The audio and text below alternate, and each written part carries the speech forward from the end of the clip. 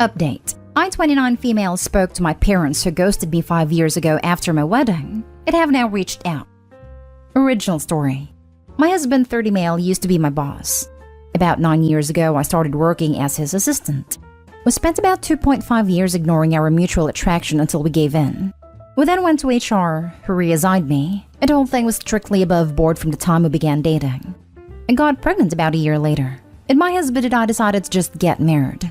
While we'd only really been dating for about 1.5 years, we knew each other completely, loved each other, lived together, and there was a baby on the way. We knew how it would look, but I had to leave the company anyway due to problems with my new boss, so we didn't anticipate this causing any issues, except with my parents.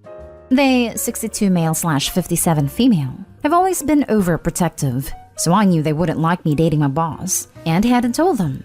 But I had to tell them if I wanted them at my wedding.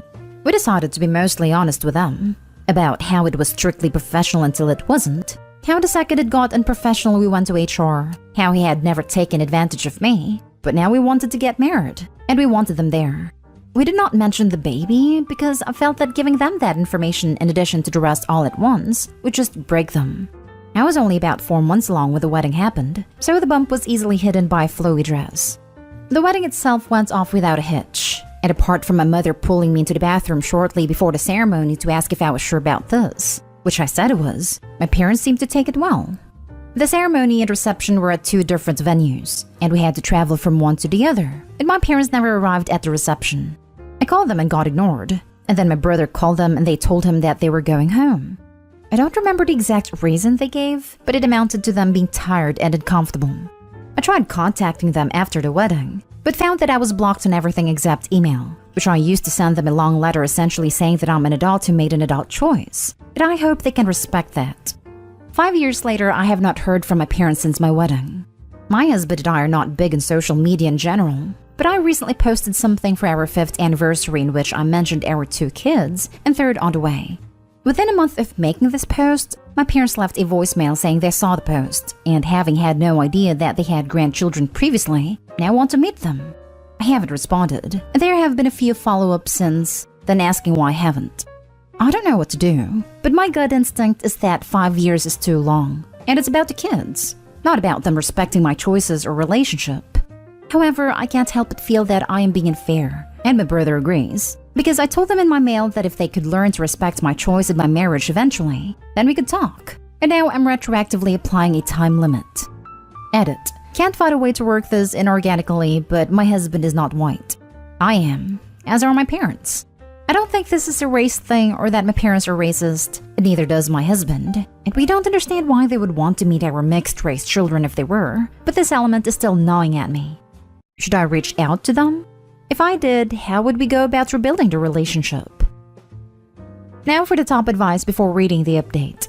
How could you ever trust them not to just abandon your kids if they did something unauthorized? They've shown that they aren't willing to be loving. You can't trust people who don't know how to love. It's not even that they're not loving, but that their love is warped and conditional. It's based on whether Opie's actions aligned with her worldview, something I'm sure Opie was aware of as she lived with them for a number of years. Opie knew on some level that her parents wouldn't be happy or approve of her relationship. There was a lot of pretense built around that. It's like a rug that can't be pulled out from under you if they don't agree with what you're doing. That's not real love. That's control. You've buried the lead in your comments here. The piece of the missing puzzle is being named after your older sister who died before you were born. It sounds like you were a replacement child and they dumped you because you were no longer doing what they wanted. Especially with the added info of them talking a lot about your wedding day. They imagined your life a lot. It's honestly nothing to do with your husband being your boss in my opinion, and just to do with the fact it's not what they imagined for you. The fact they want to show up now that they realized there is another little girl apparently with the same name is a bit of a red flag. You were put in an impossible situation, born to replace a person that only existed for a brief period. She always did as she was told, she always loved your parents first, etc., etc. Be careful. Your parents aren't emotionally safe. This is all probably unconscious reaction to deep grief, mixed with whatever personality traits. Ghosting you for 5 years is messed up. They're basically saying they would have never spoken to you ever again were it not for your kids. Do you think you'll regret not reaching out? I would think it's 100% up to them to rebuild their relationship with you, and you decide if it's enough. I don't know if I would trust them with their children. They walked away from their daughter so easily. I can see them doing it to the kids as well if things don't go their way, and they're likely to be hurt. I think there is potential for regret with both options. If I don't reach out, then I'll always wonder what could have been. If I do reach out, then they could be amazing. Say and do all the right things, and my life will be better for it. But they could also be terrible to my family and an all-around harmful presence in our lives. And like you said, they could walk away from the kids. And if the kids grow to love them before they walk away, it'll break their heart to see them go. And now for the update. I asked to talk yesterday. We were on Zoom within an hour. It was my parents and me and my husband. They asked to see the kids, and I said they could see them eventually depending on them earning our trust and convincing us they were going to be positive additions to the kids' lives. They asked to start by reading me a letter that they claimed to have written on my wedding day. It said that they were uncomfortable with me marrying my former boss, as they thought he took advantage of me. So they left between the wedding and reception to avoid a scene, but they wanted me to know they were here for me despite their issues with him. They added that they would have sent this to me the morning after my wedding. Then I sent my email about them needing to respect my choices, and they were so ashamed they couldn't bring themselves to send theirs.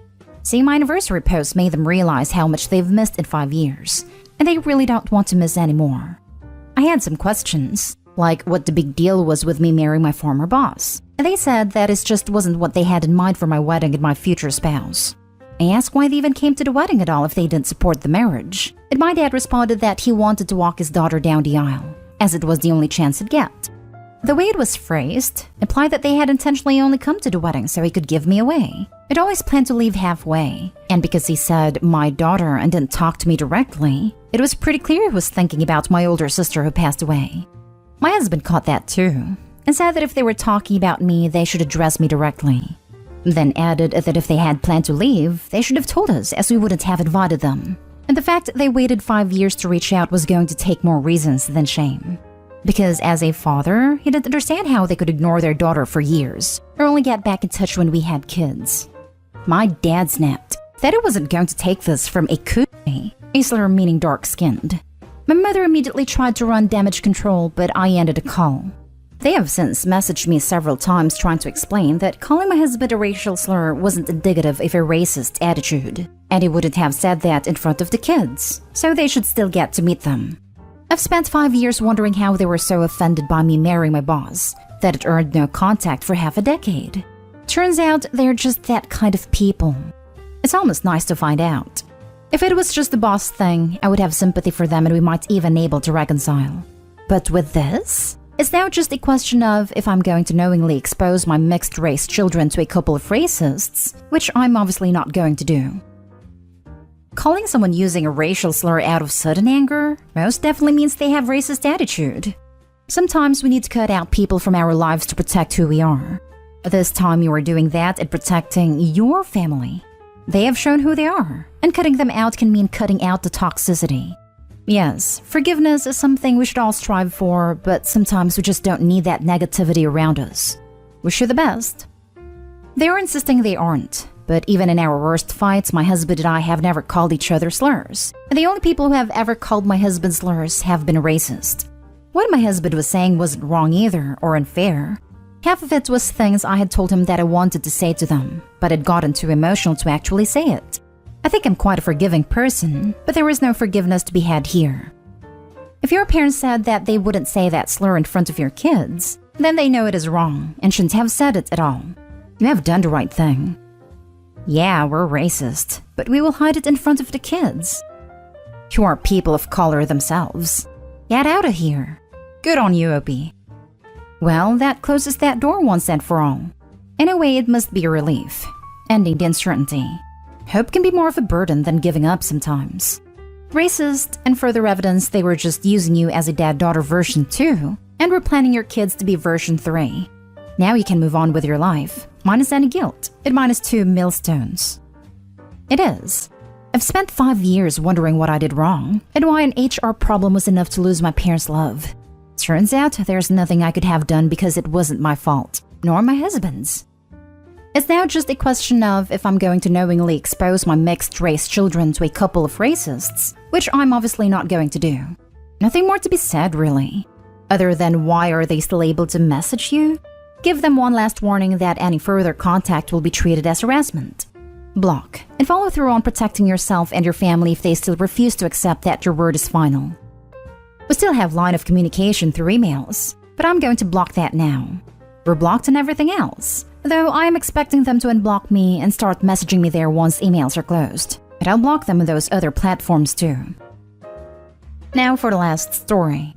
Update. My entire family despises my fiancé and I have to choose between them and her. Is she manipulating me and is there something I'm not seeing? Original story. I met my fiancé when I was at a very low point in my life.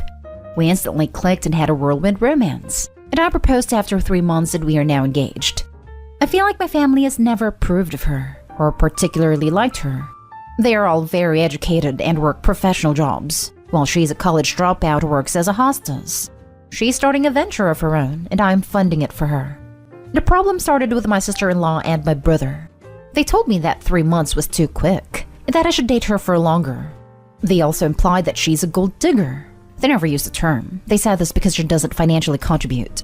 My fiancé isn't particularly fond of my sister-in-law, as sister-in-law is very rich and successful, and fiancé thinks that she is snobbish.